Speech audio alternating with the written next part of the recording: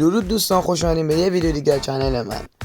تو ویدیو امروز اومدم بهتون یاد بدم که چجوری دسترسی‌های لازم به پوشه اندروید OBB و دیتا رو بدین که خیلی از دوستان بعد ویدیوی چیت اسکین یا همون 90 fps و 120 fps رو گذاشتن این مشکل رو داشتن، یعنی به من کامنت گذاشتن برای من و به من پیام دادن که چون ما اندروید 14 هستیم نمیتونیم دسترسی به پوشه اندروید رو بدیم و اگه میشه ویدیو بگیم. منم امروز اومدم این آموزش رو بهتون بدم. فقط یه نکته ای هست که قبل آموزش بهتون بگم، اگه صدای من دوستان داخل این ویدیو گرفته ازتون عذرخواهی میکنم، چون من همونطور که بهتون گفتم یک شنبه سرما خوردم و چون نمیخواستم یه هفته کامل ویدیو نداشته باشیم یک شنبه ویدیو نگرفتم و الان ویدیو گرفتم.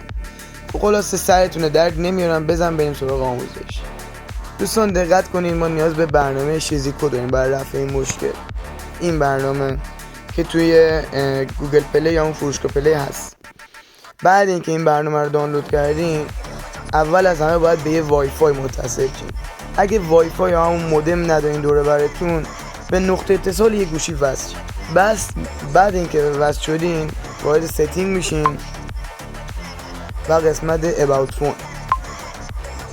حالا اینجا قسمت OS ورژن رو 4-5 بار میزنیم تا وارد حالت دیولپر آپشن یا برنامه نویس بشیم. حالا میایم پایینتر ادیشنال ستینگ رو میزنیم و پایینتر دیولپر آپشن این گزینه. خب همونطور که دیدین الان دیولپر آپشن برای ما فعاله. حالا باید بیایم بیرون و وارد برنامه شیزیکو بشیم. این گزینه پیرینگ رو میزنیم دومی. حالا اینجا این دکمه آبی رو میزنیم. خب اینجا دوستان دقت کنیم باید 3 تا گزینه رو فعال کنیم. یکی اینه، یکیش هم این، یکی دیگه هم این که همشون USB دارن. بعد اینکه این 3 تا رو فعال کردین، این گزینه وایرلس دیبی گوینگ چیه نمیدونم دقیقاً، انگلیسی بیاد خوب نیست. این گزینه وایرلس رو بزنین، اینم فعال کنه. بعد اینکه اینو فعال کردین قسمت پیرینگ کد رو بزنید. خب اینجا به ما یک کدی داد که روی این گزینه شیزیکو میزنیم و اون کد رو وارد کنیم. 775 344. بعدش این گزینه ارسال آبی رنگ رو میزنیم و همونطور که الان کد رو اشتباه زدم فکر کنم.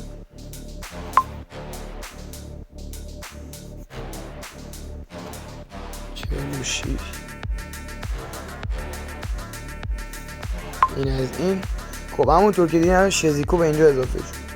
حالا میایم وارد برنامه شیزیکو میشیم و گزینه استارت رو میزنیم. یه چند ثانیه وای میستیم. خب تموم شد.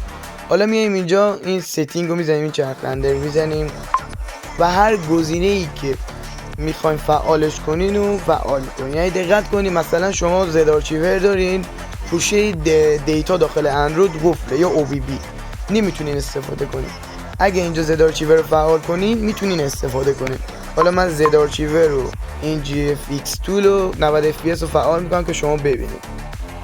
وارد زد آرچیور میشم، این اندروید دیتا، اینم OBB.